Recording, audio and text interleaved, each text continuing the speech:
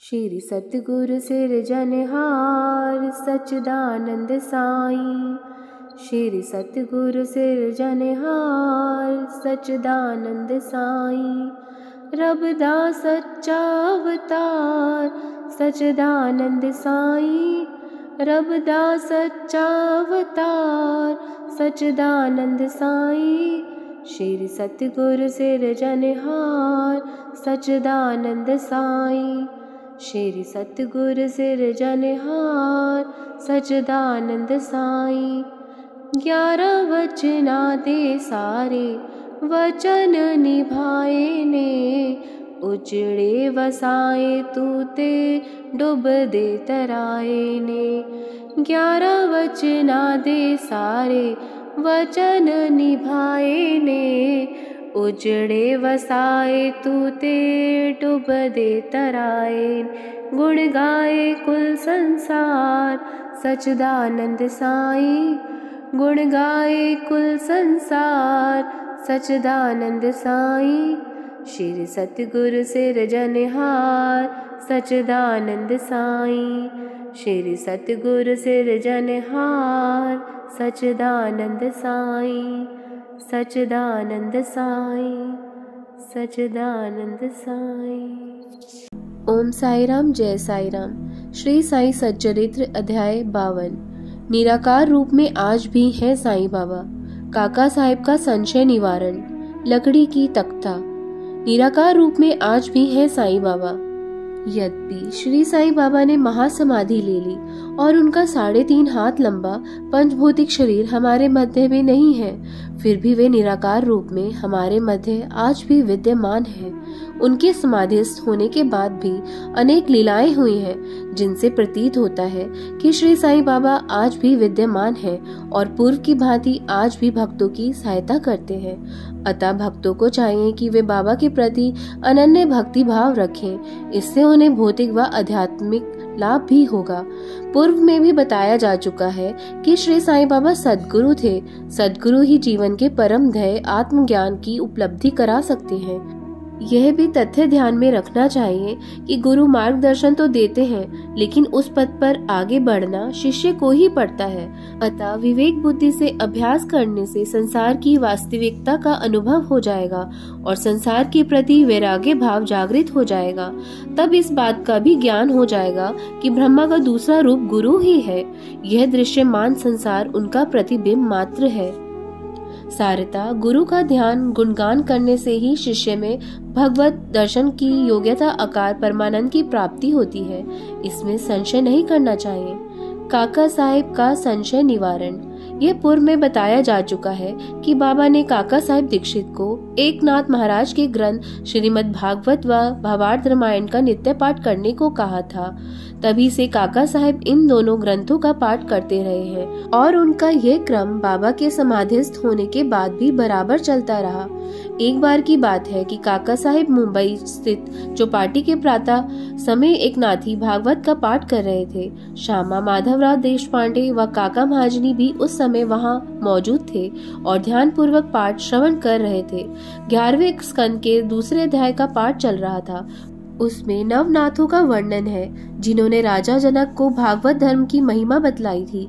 ये नवनाथ हैं ऋषभवंशी नाथ, कवि हरि, अंतरिक्ष, प्रबुद्ध, पिपलायन, अविहोत्र, दुर्मिल, चम्बस व करभाजन। इन ग्रंथों में से कविनाथ ने भागवत धर्म, हरिनाथ ने भक्ति की विशेषताएं, अंतरिक्षनाथ ने माया के बारे में, प्रबुद्धनाथ ने माया से मुक्ति की विधि, पिपलायन ने पर ब्रह्म के स्वरूप, अविहोत्र ने कर्म के स्वरूप, दुर्मिल ने परमात्मा के अवतार व कार्य, चमस ने नास्तिक की मृत्यु के बाद की गति व करभाजन ने कलयुग में भक्ति की पद्धतियों के बारे में राजा जनक को बतलाया था। इन सब का सार यही है कि कलयुग में मुक्ति का एकमात्र उपाय हरि का गुणगान करना या गुरु चरणों का ध्यान करना है। जब पाठ समाप्त हुआ तब काका साहिब ने निराश होकर श्यामा व अन्य उपस्थित जनों से कहा कि नवनाथों की भक्ति पद्धति पर आचरण करना बड़ा कठिन है। हम जैसे मूढ़ जनों में नाथों जैसी भक्ति कैसे आ सकती है? अनेक जन्म लेने पर भी संभवतः ऐसा होना असंभव है। तब फिर मुक्ति कैसे हो सकेगी? श्यामा को काका साहब की ये धारणा अच्छी नहीं लगी। वे बोले कि भाग्यवश बाबा जैसे हीरे की हमें उपलब्धि है तो फिर निराश होना अनुचित है। यदि बाबा पर तुम्हारा अटल विश्वास है तो फिर निराश होने की क्या आवश्यकता है? क्या बाबा ने नहीं कहा कि हरि या गुरु के नाम जप से मुक्ति होती है? लेकिन बाबा के ऐसा कहने से काका साहब की शंका का समाधान नहीं हुआ। वे इसी चिंता में रहे कि नवनाथों की भांति भक्ति के उपाय से प्राप्त हो सकेगी। अगले दिन आनंदराव पखाड़े श्यामा को ढूंढते हुए वहीं आ पहुंचे जहां भागवत का पाठ हो रहा था। वे श्यामा के पास जाकर बैठ गए और मध स्वर में उनसे वार्तालाप करते हुए उन्हें अपने स्वप्न की बात बताने लगे।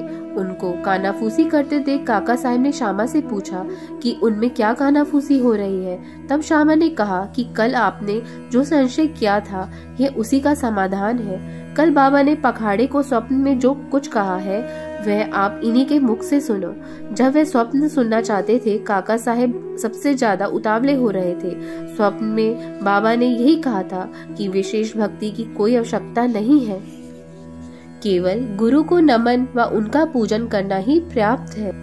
सबके बार बार आग्रह पर पखाड़े विस्तार में स्वप्न सुनाते हुए बोले कि स्वप्न में मैंने देखा कि मैं गहरे सागर में खड़ा था, पानी मेरी कमर तक था। तभी अचानक मैंने ऊपर की ओर देखा तो मुझे बाबा के दर्शन हुए। वे रत्न जड़ित सिंहासन पर विराजमान थे और उनके युगल चरण पानी के भीतर थे। वह मनोरम दृश्य देखकर मेरा चित्त प्रसन्न हो गया। मैंने ये भी देखा कि श्यामा बाबा के निकट खड़े थे। श्यामा ने मुझसे कहा कि आनंदराव, बाबा के श्री चरणों में प्रणाम करो। मैंने कहा कि मैं भी तो यही चाहता हूँ, लेकिन बाबा के श्री चरण तो जल में है। अब बताओ मैं कैसे बाबा के चरणों को शीश झुकाऊं? फिर श्यामा ने बाबा से कहा कि देवा, कृपा करके जल में से अपने चरण बाहर तो निकालिए। श्यामा के ऐसा कहने पर बाबा ने अपने चरण तुरंत जल से बाहर निकाले तो मैं शीघ्र ही उनके चरणों से लिपट गया।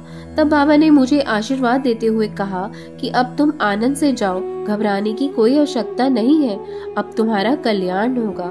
बाबा ने मुझसे यह भी कहा कि जरी के किनारे वाली एक धोती मेरे श्यामा को देना, इससे तुम्हें बहुत लाभ होगा।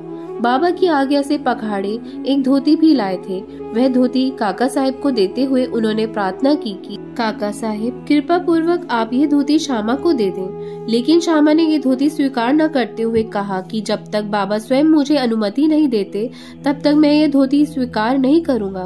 तर्क के बाद काका साहब ने 2 पर्चियों द्वारा इसका निश्चय करने का विचार किया। उनका ऐसा ही नियम था कि जब किसी बात का निर्णय नहीं हो पाता था तब वे पर्चियों से निर्णय करते थे, जिन्हें वे दैवीय आदेश सूचक पर्चियां कहते थे। कागज की उन पर्चियों पर स्वीकार अस्वीकार लिखा होता था। फिर जैसा उत्तर मिलता था उसी के अनुसार वे कार्य करते थे। इस बार भी उन्होंने बाबा के चित्र के आगे 2 पर्चियां लिखकर अबोध बच्चे को एक पर्ची उठाने को कहा। बच्चे द्वारा उठाई पर्ची खोलकर देखने पर उस पर स्वीकार लिखा था। तब श्यामा ने वह धोती स्वीकार कर ली। इस प्रकार श्यामा व आनंदराव संतुष्ट हो गए और काका साहब दीक्षित की शंका का निवारण भी हो गया। इससे सिद्ध होता है और शिक्षा मिलती है कि हमें संतों के वचनों का सम्मान करना चाहिए, गुरु पर पूर्ण निष्ठा रखते हुए उनकी आज्ञा का पालन करना चाहिए। संसार में गुरु तो अनेक हैं, लेकिन सद्गुरु ही सच्चा गुरु है, अतः उनके उपदेश का सदैव पालन करना चाहिए। लकड़ी का तख्ता। श्री साईं बाबा जीवन के प्रारंभिक वर्षों में लकड़ी के तख्ते पर शयन किया करते थे। वे तख्ता 4 हाथ लंबा और 1 बित्ता चौड़ा था। बाबा तख्ते के चारों कोनों पर मिट्टी के 4 दीपक प्रज्वलित रखते थे। बाद में बाबा ने उस तख्ते के टुकड़े टुकड़े कर दिए। एक बार की बात है कि बाबा उस तख्ते की महत्ता के बारे में काका साहब दीक्षित को बता रहे थे। तब काका साहब ने बाबा से कहा कि देवा, यदि आपको अभी भी तख्ते से विशेष लगाव है तो मैं मस्जिद में एक दूसरा तख्ता लटकवा दूंगा, आप आराम से शयन करें। तब बाबा बोले कि छोड़ो, अब मैं मालसापति को नीचे अकेला छोड़कर ऊपर सोना नहीं चाहता।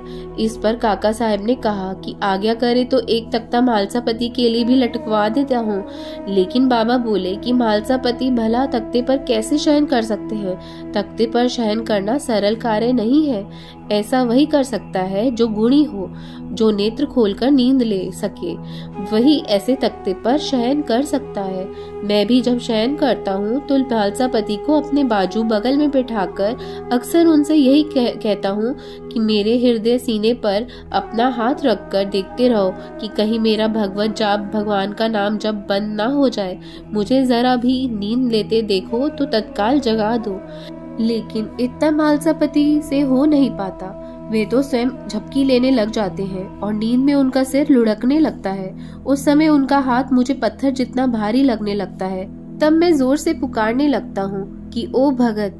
तब कहीं जाकर वे आंखें खोलते हैं। अब जरा सोचो कि जो धरती पर ठीक ढंग से बैठ और सो नहीं पाता, जिसका आसन ही सिद्ध नहीं है, जो निद्रा का दास है, वह भला तख्ते पर कैसे शयन कर सकेगा। कई मौकों पर वे भक्तों से कहा करते थे कि अपना अपने साथ, उसका उसके साथ। श्रीमद् भगवत गीता के दूसरे अध्याय के 69वें श्लोक में भी ऐसा लोगों के लिए कहा गया है कि या नशा सर्वभूतानां तस्याम जागृति संयमी यस्याम जागृति भूतानि सा निशा पश्यतो मुनेः। अर्थात सभी जीवों के लिए जो रात्रि है, उस नित्य शुद्ध बोध स्वरूप परमानंद में भगवत को प्राप्त योगी पुरुष जागता है, और जिस नाशवान क्षणभंगुर सांसारिक सुख में सभी जीव जागते हैं, तत्वज्ञ मुनि के लिए वह रात्रि है। ओम साई नमो नमः। ओम साई राम। ओम साई राम। आशा है आपको यह अध्याय समझ में आया होगा। कोई गलती हुई हो तो मुझे क्षमा करिए। आगे हम अध्याय 53 का अध्ययन करेंगे। तब तक साई स्मरण करते रहिए और अच्छे कार्य करिए। अगर आपको साई तेरे नाम चैनल जरा सा भी पसंद आ रहा हो तो प्लीज सब्सक्राइब जरूर करिए। ओम साई राम। जय साई राम।